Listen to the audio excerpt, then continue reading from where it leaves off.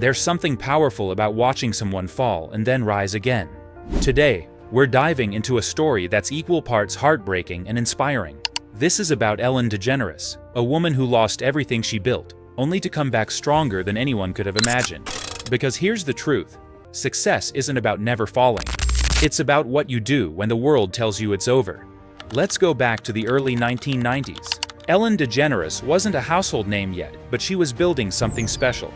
Her sitcom, Ellen, was gaining traction, and people loved her quirky humor and authenticity.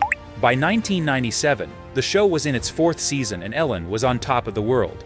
Millions of viewers tuned in every week, and she had what every comedian dreams of: her own platform, her own voice. But behind the scenes, Ellen was carrying a secret that was eating away at her. She was gay, living in a time when being openly gay in Hollywood could end your career overnight. And then came April 30th, 1997, the episode that changed everything. Ellen's character came out on national television. And just weeks before that, Ellen herself came out on the cover of Time magazine with the words, "Yep, I'm gay." It was groundbreaking, historic, and incredibly courageous. But it came with a price that nobody could have predicted. Almost immediately, the backlash began rolling in like a tidal wave. Sponsors pulled out, advertisers dropped the show, and conservative groups launched massive boycotts. Network executives got nervous, and the ratings started to decline. The very thing that made Ellen feel free, her authenticity, became the reason her show was canceled just 1 year later. Imagine that for a moment. You finally gather the courage to be yourself, and the world responds by taking away everything you've worked for. Ellen wasn't just losing a TV show, she was losing her career, her income, her entire identity. For 3 years after that cancellation, she couldn't get work and couldn't book gigs. The phone just stopped ringing, like she had vanished from the industry completely. Ellen described this time as the darkest period of her life. She went from being a celebrated comedian to essentially being blacklisted in Hollywood, all because she chose to live her truth. Some people would have given up, would have walked away from the industry entirely. They would have let the rejection define them and disappear quietly. But Ellen? She did something completely different. In 2001, Ellen started doing stand-up comedy again. Small clubs, intimate venues, places where she could reconnect with what made her fall in love with comedy in the first place. Making people laugh, pure and simple.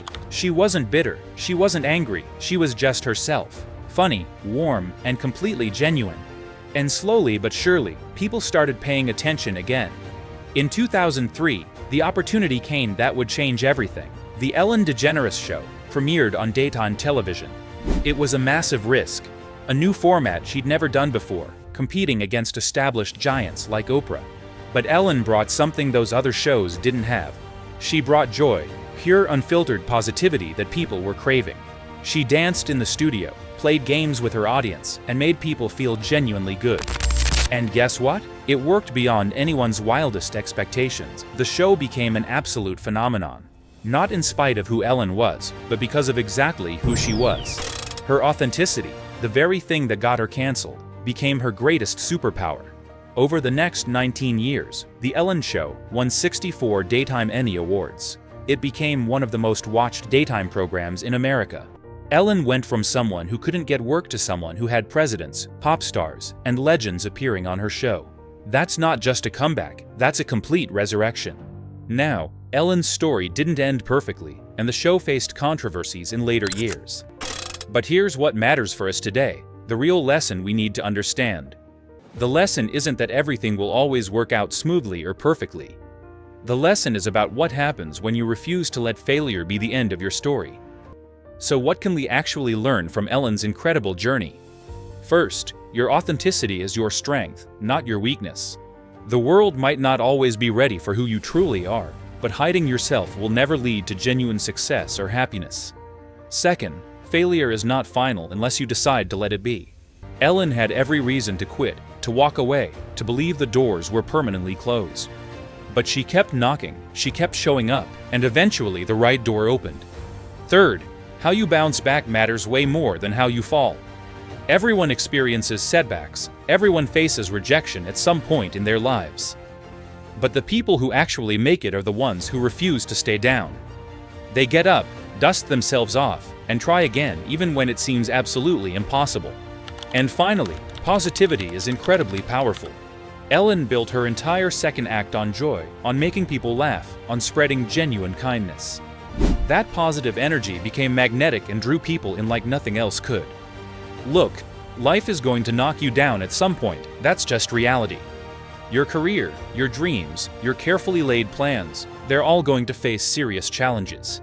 There will be moments when it feels like everything is falling apart around you. But remember Ellen's story. Remember how she came back. Remember that the woman who lost everything came back even stronger than before. That the story everyone thought was over became one of the greatest comebacks in entertainment history. Your story isn't over either, not even close to being finished.